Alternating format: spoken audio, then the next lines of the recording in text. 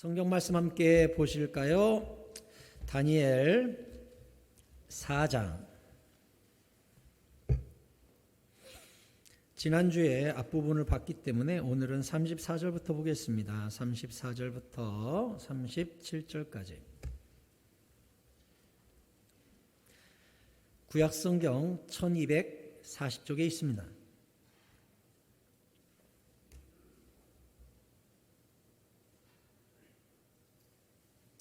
구약성경 1240쪽에 있는 다니엘 4장 34절부터 37절을 저랑 한 절씩 교독하실 때에 제가 34절을 먼저 읽겠습니다.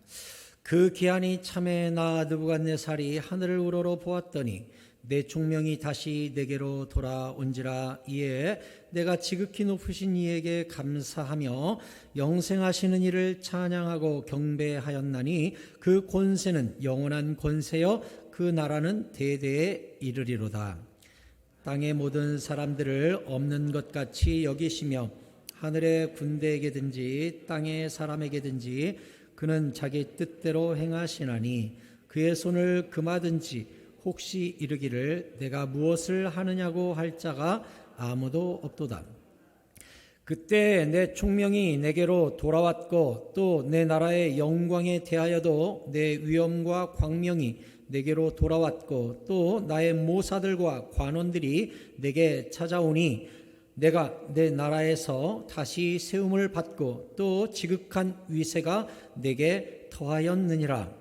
그러므로 지금 나 느부갓네살은 하늘의 왕을 찬양하며 칭송하며 경배하노니 그의 일이 다 진실하고 그의 행하심이 의로우심으로 교만하게 행하는 자를 그가 능히 낮추심이라. 아멘.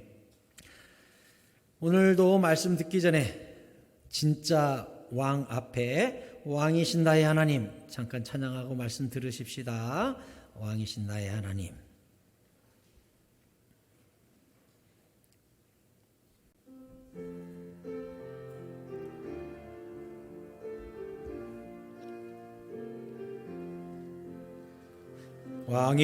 왕이신 나의 하나님, 내가 주를 높이고 영원히 주의 이름을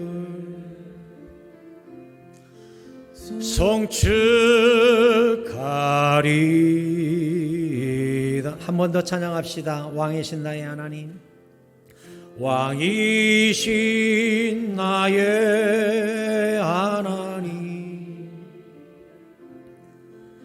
내가 주를 높이고 영원히 주의 이름을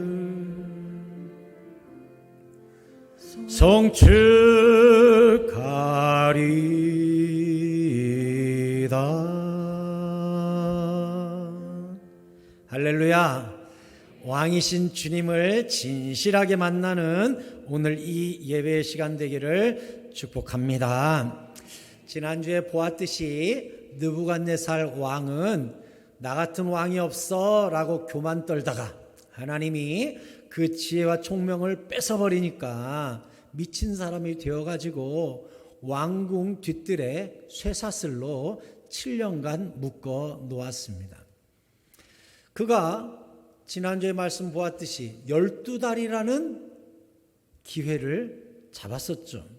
그가 그 12달이라는 기간 동안 하나님이 주신 유예의 기간 동안 회개하고 정책을 바꾸고 겸손했더라면 7년을 손해보지 않았을 거예요. 그런데 그 1년이라는 기간을 그냥 허비해버리고 회개하지도 않고 마음을 낮추지도 않고 고개를 빳빳이 쳐들고 있다가 하나님 앞에 7년 동안이나 짐승 취급받는 하늘 꼭대기까지 올라갔다가 땅 밑바닥까지 떨어지는 비참한 삶을 경험하게 된 것이죠.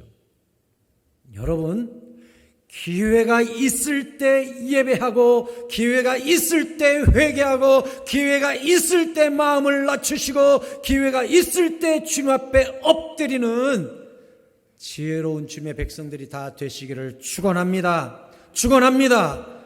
기회를 놓쳐서는 안 돼요. 예수님께서 비유로 말씀하신 달란트 비유, 1달란트, 2달란트, 5달란트 받은 자들, 그들의 가장 큰 차이가 무엇입니까?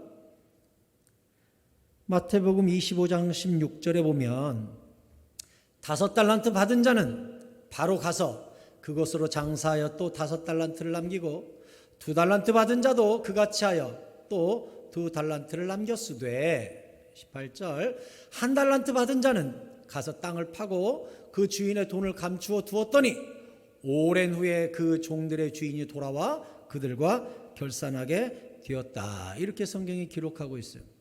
여러분, 그 뒷이야기는 우리가 너무 잘 알고 있죠? 1달란트 받은 자는 바깥 어두운 게 쫓겨나서 슬피 울며 이를 갈게 되었고, 2달란트, 5달란트 받은 자는 잘하였도다, 착하고 충성맹종하고 칭찬을 듣게 되었지요. 그러면 이 2달란트, 5달란트 받은 자와 1달란트 받은 자의 가장 큰 차이점이 무엇이에요? 다시 마태복음 25장 16절을 보면 5달란트 받은 자는, 거기 2단어를 유념하세요. 바로 가서 그것으로 장사하여 남겼고, 2달란트 받은 자도 그같이 했대요. 그같이 했다는 건 무슨 뜻이에요?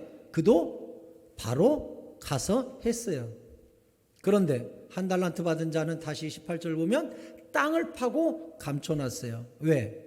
주인이 아직 안 오니까, 결산이 멀었다고 생각하니까, 지금은 당장 아무 일 없으니까 그렇게 한 거예요. 그러면 느부갓네살을 굳이 여기 달란트 비유에 비유하자면 그는 어떻게 했어요? 12달 동안 하나님의 깨달음과 메시지를 땅에 묻어놨어요. 왜? 당장 아무 일이 없으니까.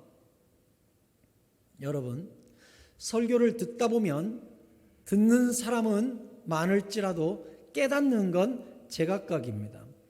여러분이 목장 모임, 또 때로는 같은 성도들 만나가지고 여전도회, 남전도회 모임, 여러저런 모임에서 지난주 설교 때 말이야, 나는 이걸 깨달았네 라고 이야기를 하는데, 의외로 아니 그런 말씀도 있었어?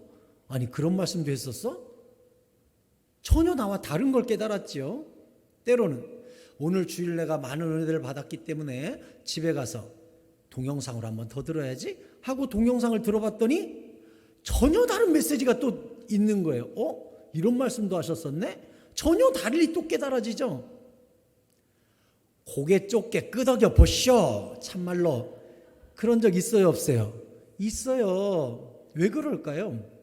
왜 100명이 들어도 다 다른 걸 깨닫고 나중에 들으면 또 다른 말씀이 또 깨달아지는 걸까요? 다른 게 아니에요. 내 안에 계신 성령께서 그때 내가 순종해야 될 말씀을 붙잡아 주시기 때문인 줄로 믿습니다. 그래서 순간순간 다른 거예요. 그래서 깨달아지는 바로 그 말씀을 순종하면 돼요. 설교 들은 모든 걸 순종할 수 있나요? 성경에 있는 모든 걸 순종할 수 있나요? 못해요. 하지만 사람마다 코스가 다르고 단계가 달라요. 분명히 그 앞에서 통과해야 될 나의 단계가 다 있어요. 그건 누구만 하셔요? 성령님만 하셔요. 그래서 성령님이 그게 들리게 하셔요. 그게 깨닫게 하시고 그게 심장에 들어오게 하셔요. 문제는 그 단계에서 벗어나지 못하면 초등학교 6학년에서 30년을 머무는 거예요. 초등학교 3학년을 60년을 하는 거예요. 초등학교 6학년 4반에 갔더니 이렇게 수염 달린 할아버지가 앉아 계신 거예요. 초등학교 3학년 갔더니 머리 허연 꼬부랑 할머니가 앉아 계신 거예요. 어울려요? 안 어울리죠? 근데 영적으로 그런 사람이 있어요. 숙제 안 해가지고 계속 유급된 사람, 그때 깨닫지 못하고 돌파하지 못한 사람, 성경에서 이야기하기를 달란트를 땅에 묻어놓고 즉시 가서 순종하지 않은 사람, 그 사람은 성장을 안 하는 거예요. 만년 거기에 머물러 있어요. 그 문제를 해결 못해가지고, 그 단계를 뛰어넘질 못해가지고 수십 년째 초등학생, 수십 년째 중학생 머물러 있는 사람이 있다니까요. 바라기는, 새사랑 성도 여러분, 즉시 가서 순종함으로 신앙의 진보를 이루고 성장을 이루는 주의 백성들이 다 되시기를 축원합니다. 축원합니다. 즉시 순종해버리세요. 우리 자녀들, 또 여러분도 학창시절 생각해봐요. 주일날 저녁 때 제일 불안한 사람이 누구예요? 주일날 밤에 제일 불안한 사람. 월요일날 거 숙제 안 한 사람, 개학 전날 제일 불안한 사람 누구예요? 방학 숙제 안 한 사람. 제일 속편한 사람은 누구예요? 방학 내내 띵가띵가 놀아도 재밌는 사람은 방학하자마자 탐구생활 다 풀어놓은 사람. 방학 숙제 다 해놓은 사람. 그 사람은 개학이 두렵지가 않죠. 펑펑 놀아도 돼. 제가 여러분께 무슨 얘기하는 거예요? 주의 음성과 깨달음이 들릴 때 즉시 순종한 사람은 편합니다. 이미 숙제해놨어요. 너무 평안해요. 숙제 안 한 사람은 언젠가 하나님이 이걸로 혼내시면 어떡하지?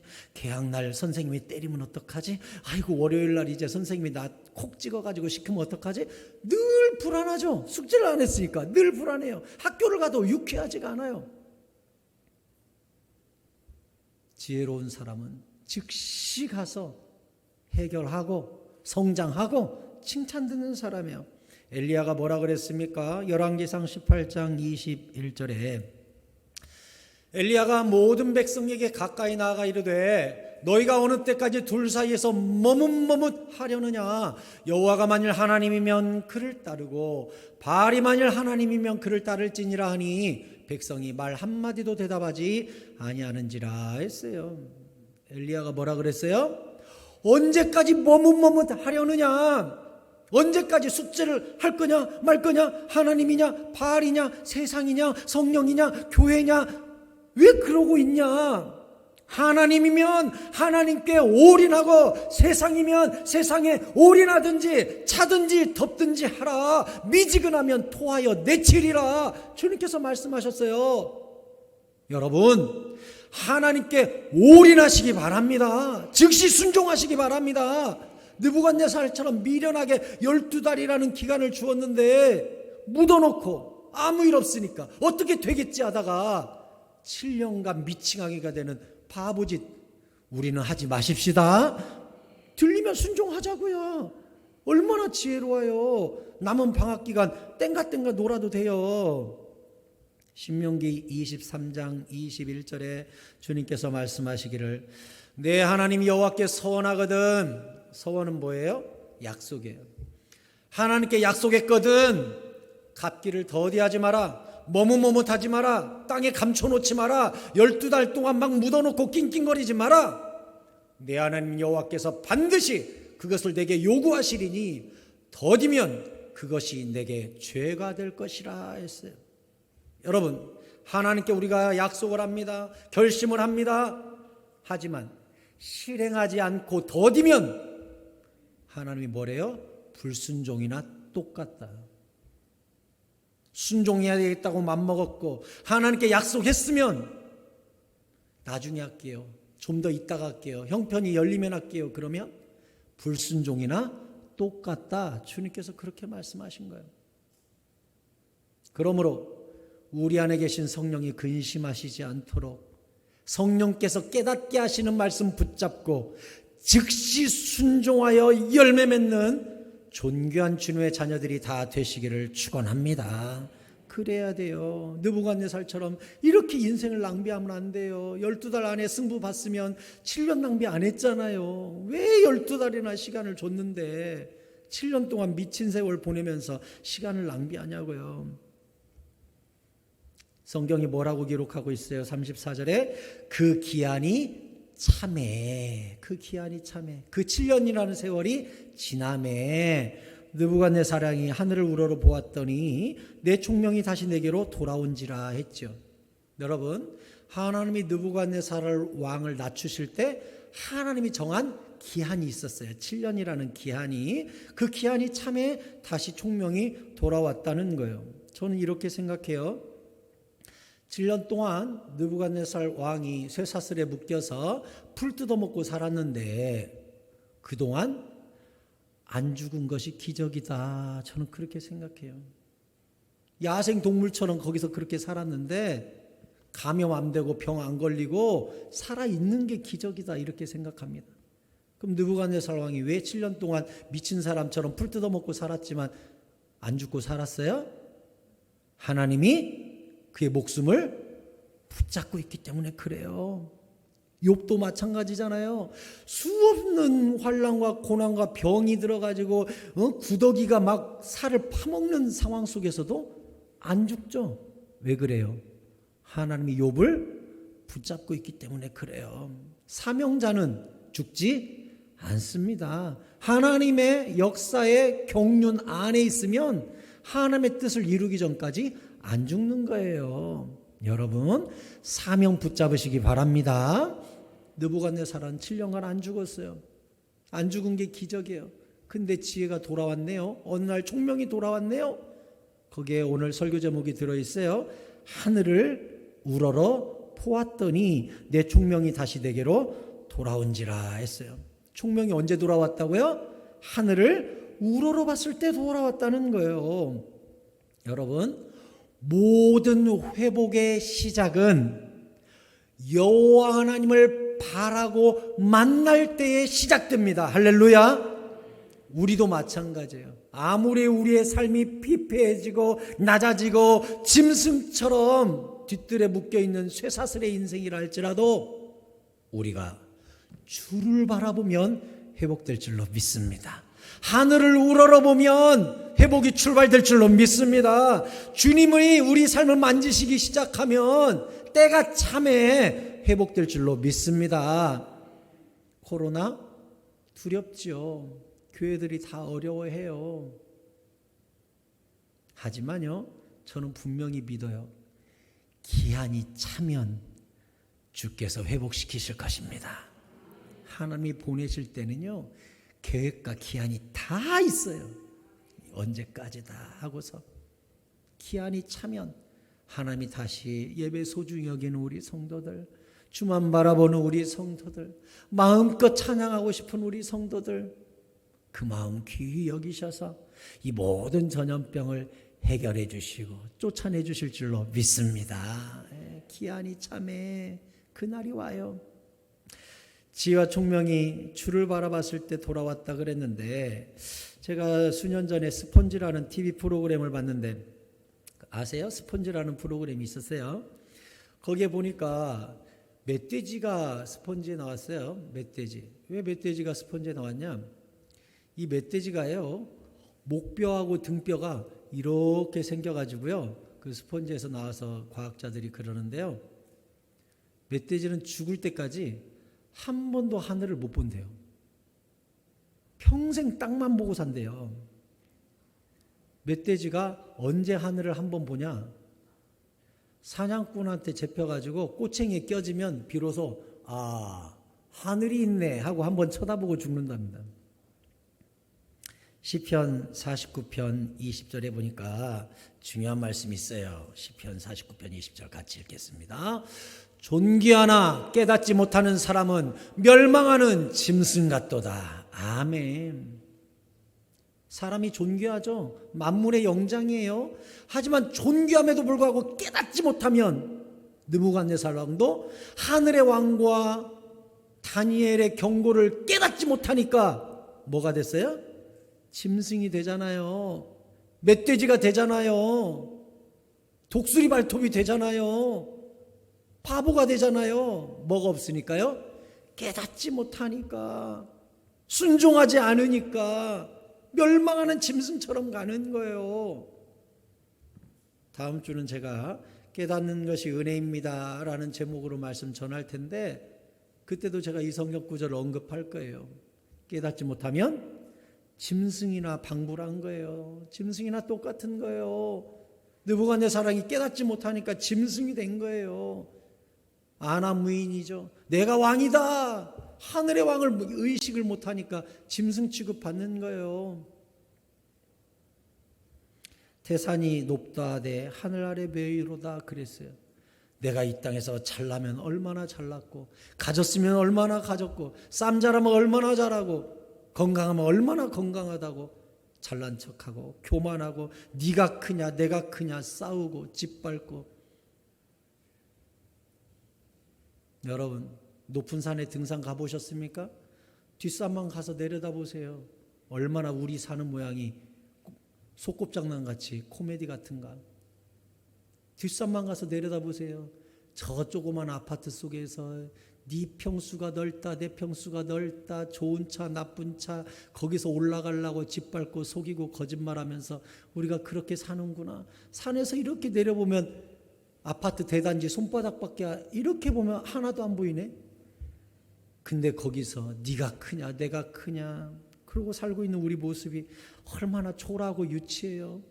하물며 온 우주를 창조하신 하나님이 내려다볼 때 느부갓네살이 얼마나 유치해요. 이것이 내 거네.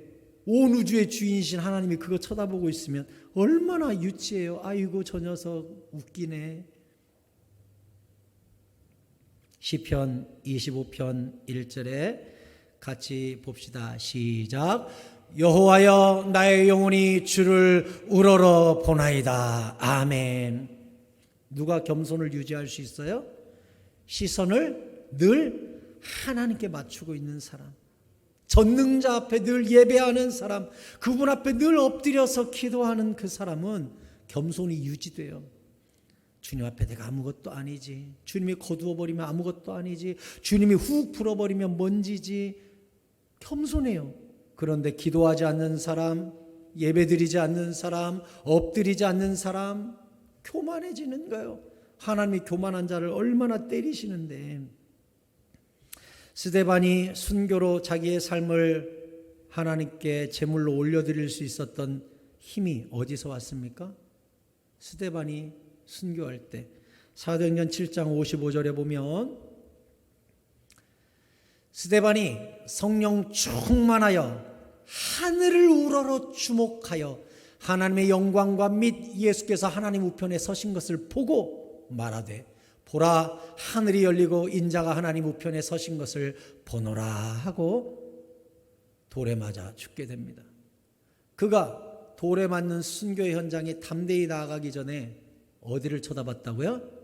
하늘을 우러러 봤기 때문에 그 하늘로부터 주님이 힘 주시고 믿음 주시고 확신 주시고 보좌 위에 서신 예수님을 보여줬기 때문에 그에게 순교의 은총이 임한 줄로 믿습니다.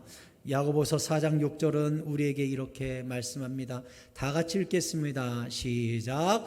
그러나 더욱 큰 은혜를 주시나니 그러므로 일러스되 하나님이 교만한 자를 물리치시고 겸손한 자에게 은혜를 주신다 하였느니라. 아멘. 여러분, 하나님께서 더욱 큰 은혜를 준비하고 계셔요. 여러분 모두가 더 큰 은혜 받으시기를 축복합니다. 하나님이 더 큰 은혜를 누구에게 주신대요? 교만한 자는 물리치시고, 그러니까 하나님이 더 큰 은혜를 딱 들고 오셨어요. 교만한 자는 야, 너 저리 가, 저리 가 물리치시고, 겸손한 자에게는 이리 와 해가지고 더 큰 은혜를 겸손한 자에게 안겨주신다는 거예요. 거기 써 있잖아요. 더욱 큰 은혜를 주시나니 교만한 자는 물리치시고 너는 줄 거 없어 저리 가. 겸손한 자는 너 이리 와 해가지고 그 품에다가 더 큰 은혜를 안겨주신대잖아요. 더 큰 은혜 받는 법, 응답받는 법 간단해요. 하늘의 왕 앞에 겸손히 납작이 엎드리는 거예요.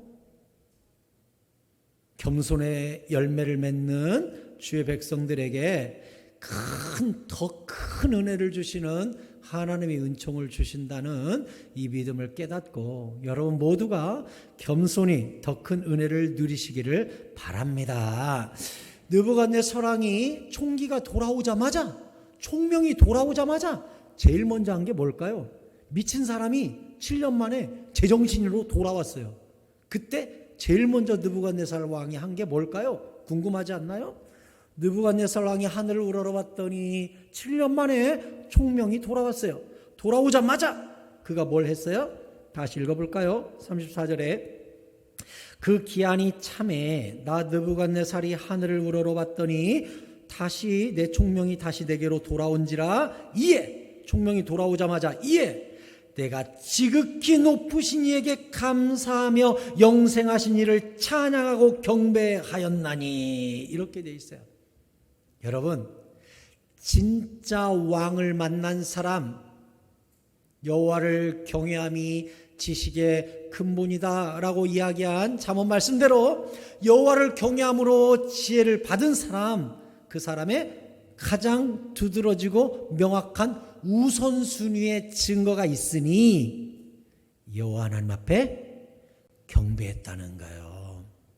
여러분 예배드리러 잘 오셨습니다. 여러분이야말로 여호와 하나님을 만난 사람이요 지혜와 총명이 임한 사람인 줄로 믿습니다.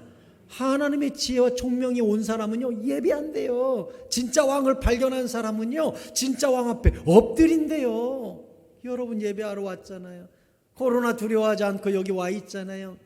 하나님이 얼마나 기뻐하시겠어요. 여러분이 가장 지혜로운 사람인 줄 믿습니다. 감사해요 여러분. 여러분이 지혜예요.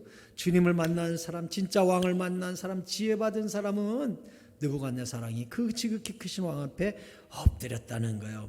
그러면 느부갓네살 왕이 만난 진짜 왕은, 하늘의 왕은, 하나님은 어떤 특징이 있었을까요? 35절에 그 하늘의 왕은 땅의 모든 사람들을 없는 것 같이 여기시고 하늘의 군대에게든지 땅의 사람에게든지 그는 자기 뜻대로 행하시고 그의 손을 금하든지 혹시 이르기를 내가 무엇을 하느냐고 할 사람이 아무도 없는 무소불위의 권력을 가진 왕이더라. 이렇게 느부갓네살 왕이 고백하고 있어요. 여러분 하나님이 어떤 분입니까? 학개서 2장 8절에 보니까 학개서 2장 8절 말씀을 한 목소리로 읽어봅시다. 시작. 은도 내 것이요 금도 내 것이니라 만군의 여호와의 말이니라. 시편 50편 10절에서는 뭐라 그랬습니까? 시작. 이는 삼림의 짐승들과 뭇산의 가축이 다 내 것이며 산의 모든 새들도 내가 아는 것이며 들의 짐승도 내 것이미로다. 내가 가령 줄여도 내게 이르지 아니할 것은 세계와 거기에 충만한 것이 내 것이미로다. 내가 수소의 고기를 먹으며 염소의 피를 마시겠느냐 하시면서 하나님이 모든 만물의 주인이다 그랬어요. 지난주에 사이언스 잡지에 허블 망원경에 대해서 특집으로 이렇게 나왔어요. 보니까 여러분 허블 망원경이라고 들어봤습니까? 고개를 조금 이렇게 하셔요. 예, 허블 망원경. 이 망원경이요 무게가 10톤인가? 어마어마하게 큰 망원경이에요. 그래서 이 땅에서 보는 광학 망원경하고는 완전히 차원이 다른 이 분석기가 붙어있는 어마어마한 망원경인데 그 렌즈 지름만 해도 2m짜리 2m예요. 렌즈 지름만 해도. 우주에 지금 한 300km 위에 떠 있는데 지금도 우주에 떠 있습니다. 처음에 발사할 때는 수명이 한 20년 써먹을 거다 이렇게 생각하고 발사했대요. 근데 이게 의외로 수명이 길어져 가지고 올해가 허블 망원경 30년이 된 해예요. 그래가지고 허블 망원경 인터넷으로 치고 들어가면 그 허블 망원경 이벤트를 30주년 이벤트를 하고 있는데 뭐냐면 거기에 내 생일 치면 허블 망원경이 내 생일날 우주 어디를 촬영했는가를 보여주는 이벤트를 해요. 그래서 저도 그저께 들어가가지고 4월 11일 치고 딱 엔터를 쳤더니 뻘그적적한 하늘을 갖다가 예쁘게 해놨더라고요. 그래서 와, 4월 11일 날 허블망원경이 여기를 찍었구나. 여러분도 한번 들어가 보세요. 들어가가지고 허블망원경 검색해서 들어가서 여러분 생일 치면 그 생일날 허블망원경이 어디 찍었는지 이렇게 가르쳐 줍니다. 제가 이 허블망원경 이야기를 하는 이유는 무엇이냐면 허블망원경이 2003년에 말이죠. 이런 이벤트를 했었어요. 울트라 딥필드 이벤트를 했었는데 무슨 이벤트였냐면 그 당시 허블 망원경이 저 우주 남쪽에 화로자리라는 곳을 비추고 있었대요.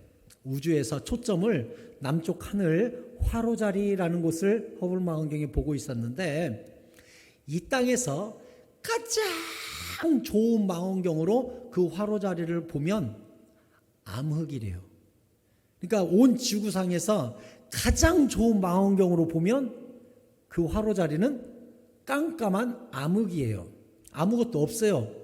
그러니 우주에서 좋은 허블 망원경으로 쳐다보면 다른 게 있지 않을까 해가지고 그 암흑지대에 초점을 맞추고 허블 망원경이 2003년 9월 24일부터 2004년 1월 16일 사이에 울트라 딥필드 프로젝트로 그 암흑지방을 촬영을 했습니다. 허블 망원경이 울트라 딥필드 암흑지대를 찍어서 지구에 전송한 사진이 있습니다. 보여주세요. 저 암흑지대에 바로 저 수많은 은하들, 저기 있는 점 하나가 별 하나가 아닙니다.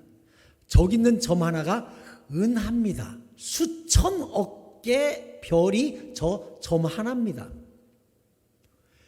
암흑지대에서 발견된 별이 수천억 개의 은하단이 있다는 것을 허블 망원경이 발견한 거예요. 제가 이 사진을 여러분에게 왜 보여드려요? 하나님이 얼마나 크고 위대하신 분인지. 저 네모난 사진 하나예요. 태양이나 지구와 같은 별이요. 수천 조개가 들어있어요, 저기. 그런데 저 큰 우주를 우리를 위하여 창조하셨어요. 지구덩어리 하나 없어져 봐야 저 우주적 입장에서 보자면 아무 먼지 하나 없어진 것보다도 미미하대요. 그런데 이 인간들을 위해 예수 그리스도를 보내시고 하나님의 독생자 예수가 죽으시고 저 큰 우주를 우리를 위하여 펼쳐놓으신 하나님의 선물을 보면 얼마나 기가 막힌 일입니까? 저 망원경으로 쳐다본 저 넓은 우주에요. 어느 별 하나를요. 역시 허블 망원경이 발견해가지고 지구에 전송을 한 게 있는데요. 별 하나가 태양만한데 태양만한 별 하나가요. 통째로 다이아몬드래요. 태양만한 별이 떠 있는데 그게 다이아몬드래요. 다이아몬드가 우주에 떠 있대요. 우리가 하나님께 헌금 많이 하고 봉사 많이 하고 수소 드리고 암염소 드리고 양 드리고 많이 드린 다음 하나님 배부르시죠? 하나님 내가 돈 많이 드렸으니까 기쁘시죠? 그러면 하나님이 다이아몬드 별 하나 보여줄까? 하면 우리는 참 부끄럽겠죠. 이 모든 우주가 주님 건데. 근데 과부의 두 랩돈 1,500원 정도 되거든요. 그 1,500원 주님이 받으시고 가장 귀한 것과 가장 큰 것을 네가 드렸느니라 했어요. 세상에 우주의 다이아몬드 별 저 넓은 우주가 다 주님 것인데 과부에 2,000원 1,500원 받으시고 네가 나를 기쁘게 했다. 네가 많은 것을 드렸다. 이렇게 말씀하시는 하나님 얼마나 귀해요. 얼마나 감사해요. 저 큰 우주 앞에 주님의 그 창조 앞에 우리 마음을 낮추고 겸손할 수 있기를 바랍니다.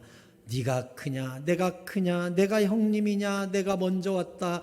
이게 무슨 소용이 있습니까? 주님이 보시기에는 아무것도 아니고 유치한 건데, 느부갓네살 세계 제국의 왕이라 할지라도 후 불어버리면 아무것도 아닌데 얼마나 감사합니까?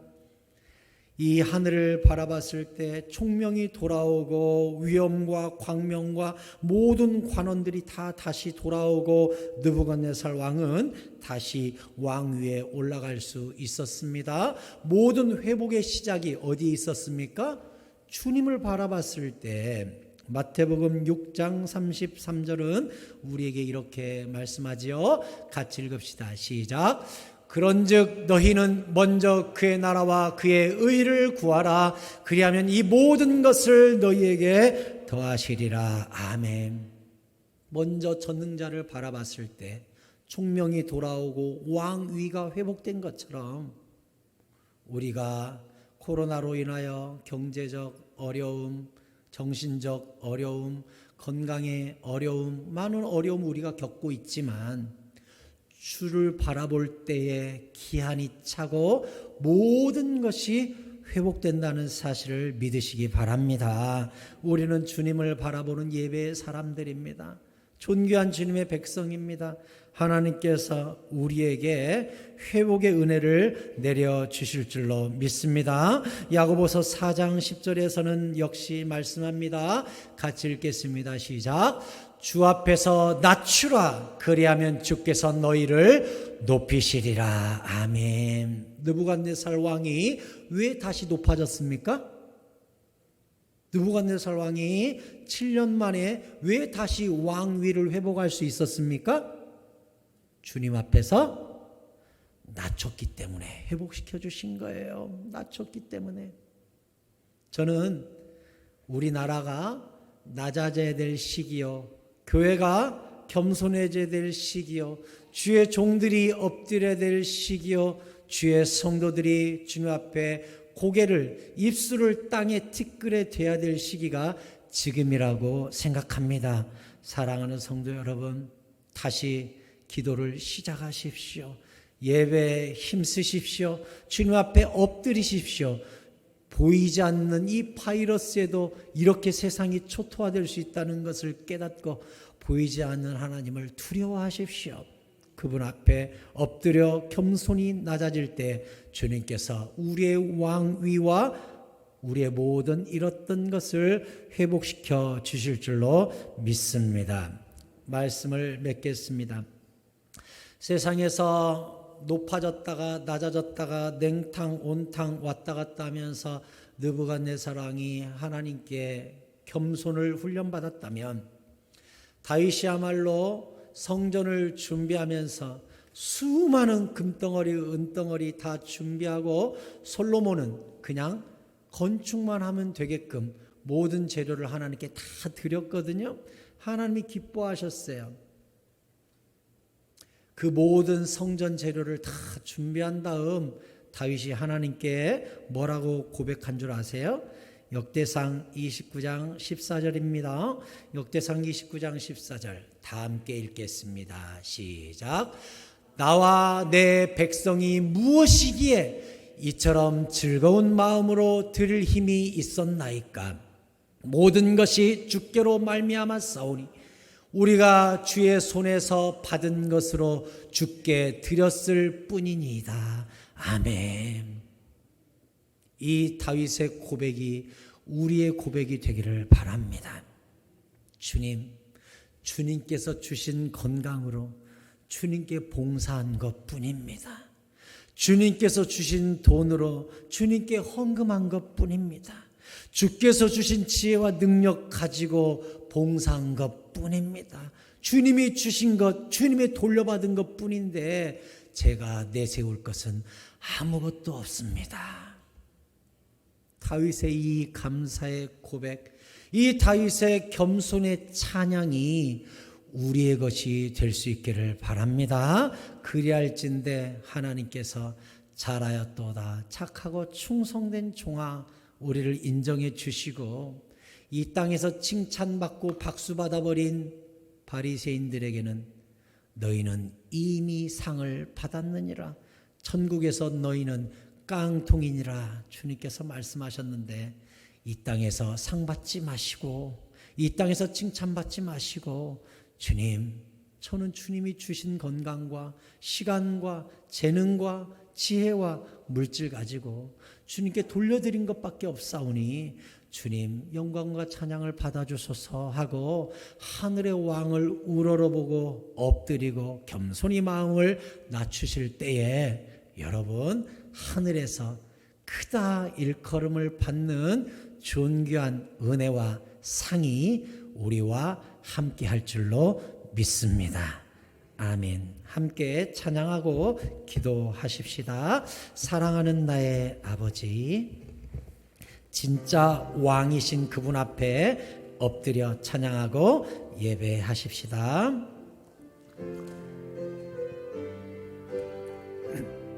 사랑하는 나의 아버지, 사랑하는 나의 아버지, 이름 높여드립니다. 주의 나라 찬양 속에 임하시니 능력에 주께 찬송하네. 전능하신 하나님 찬양, 언제나 동일하신 주, 전능하신 하나님 찬양, 영원히 다스리네. 두 손을 가슴에 모으고 사랑하는 나의 아버지, 사랑하는 나의 아버지, 이름 높여드립니다.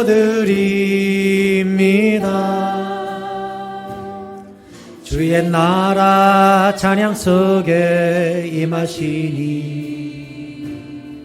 능력에 주께 찬송하네. 전능하신 하나님 찬양,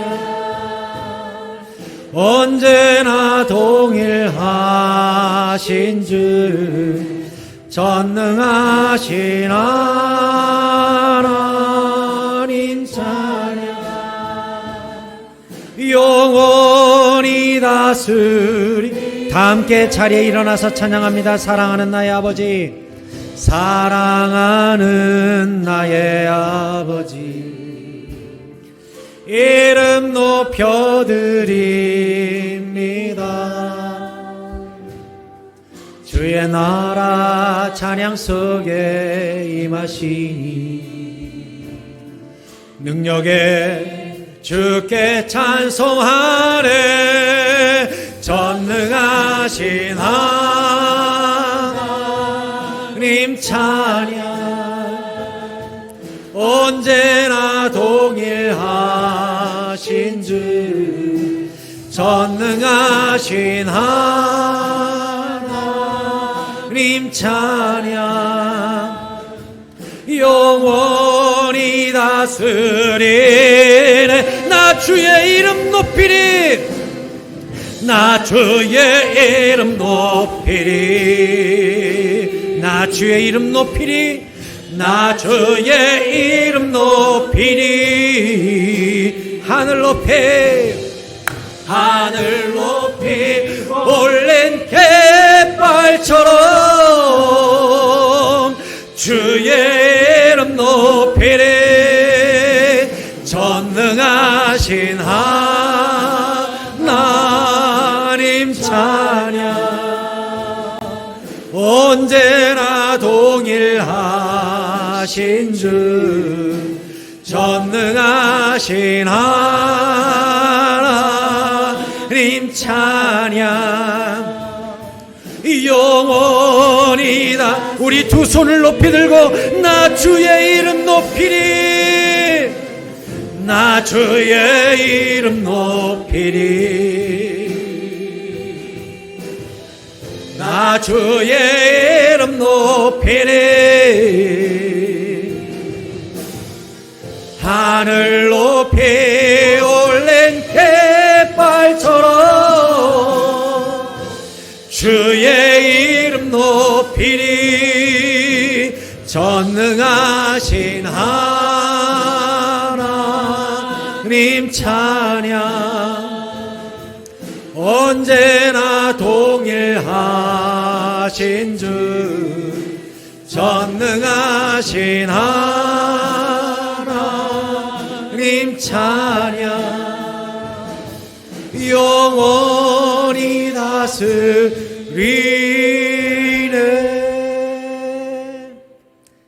기도하십시다.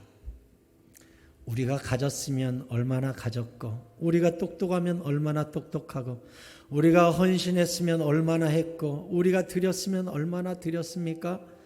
온 우주의 창조자여 주인이시여, 모든 우주의 조성자여, 질서를 유지하시는 크신 하나님 앞에 그게 무엇이 되겠습니까?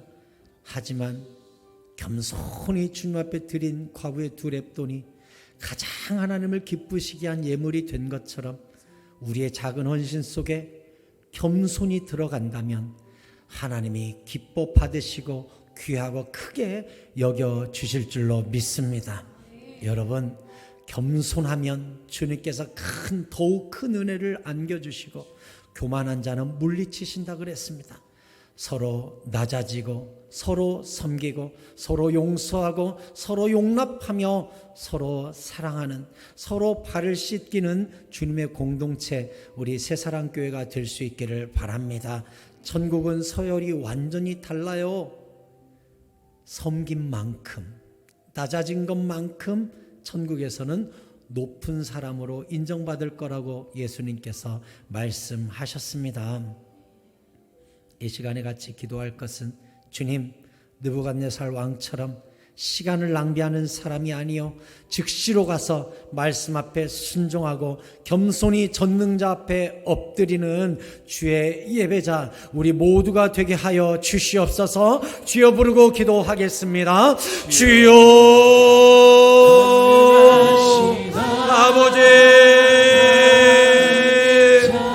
아버지, 겸손하게 하여 주옵소서.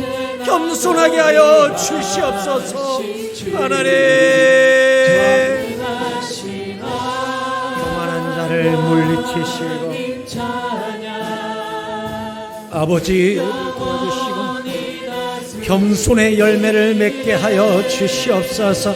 하나님이여, 우리가 주님을 따르며 주님 앞에 겸손히 낮추며 서로 사랑하며 서로 발을 씻기며 어린아이가 되게 하여 주시옵소서. 대접받기보다는 대접하는 사람, 섬김받기보다는 섬기는 사람, 주님 앞에 엎드린 예배자로서 서로 용서하고 용납하는 주의 차례자들이 되게 하여 주시옵소서. 하나님, 우리 교회가 겸손의 열매를 맺게 하시고 전능하신 하늘의 왕 앞에 예배자가 되게 하여 주시옵소서. 주여, 주여,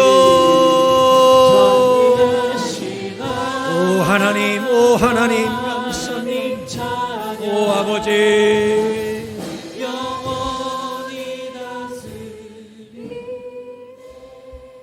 여러분 한 번 더 기도하십시다.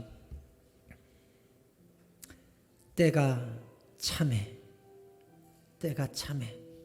내가 하늘을 우러러봤더니 총명이 돌아오더라. 느부갓네살 왕의 고백입니다. 코로나로 인하여 교회들과 성도들과 경제와 이 나라가 후퇴하고 피폐해지고 슬픔에 잠겨있는 이때에 하늘을 우러러보면 때가 참해 하나님이 이 모든 것들을 거두어 주실 줄로 믿습니다. 이 시간에 같이 기도할 때, 주님, 이 작은 바이러스도 이기지 못하는 인간의 나약함 속에 우리가 주만 바라보게 하여 주옵소서. 겸손을 회복할 때 때가 채워주시고 때를 채워주시고 이 땅의 전염병을 거두어 주시고 이 땅을 고쳐 주시옵소서. 주여 부르고 기도하겠습니다. 주여, 하나님, 우리가 주를 바라봅니다. 우리가 주를 바라봅니다. 때가 참해, 때가 참해 거두어 주시고 이 땅을 고쳐 주시옵소서. 주여, 하나님, 우리가 겸손을 배우게 하시고 이 크신 하나님 앞에 엎드리게 하여 주시옵소서. 우리는 할 수 없습니다. 우리는 못합니다. 하나님, 이루어 주옵소서. 행하시옵소서. 고치시옵소서. 경배를 받아 주시옵소서. 거두어 주시옵소서. 주님의 때가 차게 하여 주시옵소서. 아버지, 아버지, 주의 이름 높이리. 하나님, 교만한 인생들을 용서하여 주시옵소서. 이 보이지도 않는 바이러스도 분석도 못하고 대책 마련도 못하고 예방도 못하고 치료도 못하는 나약한 인간이 신이 없다 말하고 대적하고 분석하고 말씀 앞에 순종하지 않고 고개를 빳빳이 쳐들고 살았던 인간의 나약함들을 용서하여 주시옵소서. 하나님, 우리는 먼지입니다. 우리는 들의 풀과 같습니다. 아무것도 아닙니다. 용서하여 주시옵소서. 다시 한번 하늘의 왕 앞에 예배자가 되어 겸손히 고개를 조아리오니 겸손의 손을 내밀어 주시옵소서. 은혜의 손을 내밀어 주시옵소서. 용서하여 주옵소서. 이 땅을 고쳐 주시옵소서. 다시 한번 지혜와 총명이 회복되게 하여 주시옵소서. 나라와 권세를 되돌려 주시옵소서. 주님, 이 땅에서 우리 새사랑 공동체가 서로 섬기고 낮아지고 겸손하고 서로 대접하고 용서하는 공동체가 되게 하여 주시옵소서. 예수님 닮아가게 하여 주옵소서. 진짜 전능자 크신 분 앞에 우리의 누가 크냐는 아무 의미가 없음을 깨닫고 이 땅에서 낮추는 순서대로 천국에서 상 받는다는 사실을 기억하고 깨닫게 하여 주시옵소서.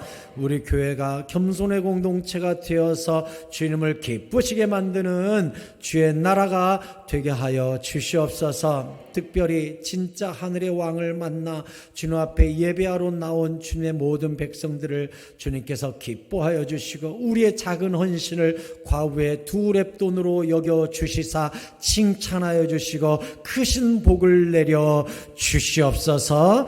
나사렛 예수 그리스도의 이름으로 기도드립니다. 아멘.